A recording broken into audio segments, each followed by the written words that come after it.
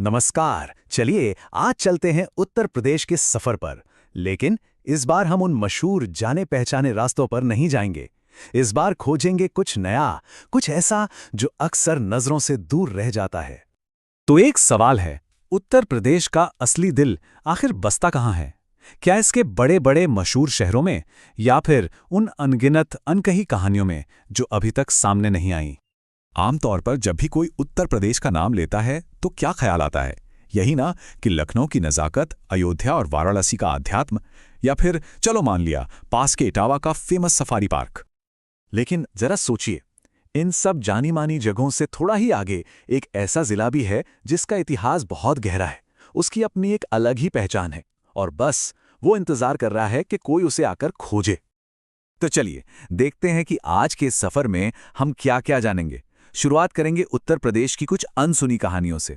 फिर हम सीधे चलेंगे औरैया और उसे अच्छे से समझेंगे। वहाँ के जो कमाल के आस्था के केंद्र हैं उनकी बात करेंगे, वहाँ की संस्कृति और लोगों के जीवन को देखेंगे। और हाँ, आखिर में ये भी देखेंगे कि अगर वहाँ जाना हो तो कैसे पहुँचा जा सकता है। चलिए शुरू करते हैं पहले सेक्शन से।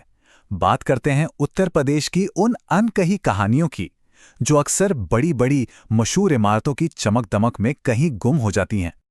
और ऐसी ही एक अनकही कहानी है औरैया की कहानी। एक ऐसा जिला जिसका इतिहास, जिसका अतीत वाकई बहुत शानदार रहा है। अगर औरैया के इतिहास को देखें ना, तो इसमें कई परतें हैं। बहुत पुराने समय में ये सेंगर राजपूतों का एक मजबूत गढ़ हुआ करता था। फिर आया मध्यकाल और ये कन्नौज के ताकतवर साम्राज्य का हिस्सा बन गया। कहा जाता है कि राजा जयचंद ने इसे अपनी बहन देवकला को दहेज में दिया था। और फिर आगे बढ़कर आधुनिक समय में यानी 17 सितंबर 1997 को इसे इटावा से अलग करके एक नया जिला, एक नई पहचान दी गई। अच्छा, अब यहाँ की लोकल इकोनॉमी को समझने के लिए ना वन डिस्ट्रिक्ट वन प्रोडक्ट यानी ओडीओपी स्कीम को जानना बहुत जरूरी है। ये सरकार की एक बहुत अच्छी स्कीम है जिसके जरिए यूपी के हर जिले के एक स्पेशल प्रोडक्ट को प्रमोट किया जाता है ताकि उसे देश और दुनिया में एक पहचान मिल सके। तो सवाल यह है कि औरैया का चुना हुआ प्रोडक्ट क्या है? जवाब है देसी घी। जी हाँ, यहाँ पर पशुपालन की एक बहुत पुरानी और मजबूत परंपरा रही है, और शायद यही वजह है कि यहाँ का जो शुद्ध देसी घी है वो दूर दूर तक मशहूर है। अब बात करते हैं औरैया के इतिहास और आध्यात्म की, जो असल में यहाँ के मंदिरों में आज भी जिंदा है। तो चलिए देखते हैं आस्था के उन कमाल के केंद्रों को जहां कहानियां और किस्से आज भी सांस लेते हैं। एक हेडलाइन में इस मंदिर के बारे में लिखा था, एक असली चमत्कार की जगह जहां विज्ञान के सारे नियम फेल हो जाते हैं। सोचकर देखिए, ये जिले के सबसे मशहूर देवकली मंदिर के बारे में कहा गया था। सुनते एक अजीब सी उत्सुकता होती है ना? तो ये जो देवकली मंदिर है, ये यमुना नदी के किनारे स्थित है। इसे बनवाया था कन्नौज के राजा जयचंद ने अपनी बहन देवकला के लिए। और एक बहुत ही अनोखी बात है इसके बारे में। माना जाता है कि यह दुनिया का इकलौता, जी हां, इकलौता शिव मंदिर है जिसका नाम किसी महिला के नाम पर रखा गया। और सुनिए, एक वक्त था जब चंबल के बीहड़ों के डकैत भी यहां आकर प्रार्थना करते थे। लेकिन इस मंदिर के रहस्य बस यहीं खत्म नहीं होते। यहां एक ऐसी मान्यता है कि मंदिर के अंदर जो पवित्र शिवलिंग है वो हर साल थोड़ा सा बढ़ जाता है। पर क्या ये सच है? कहा जाता है कि ये शिवलिंग हर साल एक जौ के दाने के बराबर बढ़ता है। अब देखिए, ये एक ऐसी मान्यता है जो इस जगह को आस्था के साथ साथ आश्चर्य का भी एक बहुत बड़ा केंद्र बना देती है। वैसे औरैया में सिर्फ देवकली मंदिर ही नहीं है, और भी कई पवित्र स्थल हैं, जैसे अलोपा देवी मंदिर। इसके बारे में कहते हैं कि भगवान कृष्ण ने यहीं से रुक्मिणी का हरण किया था।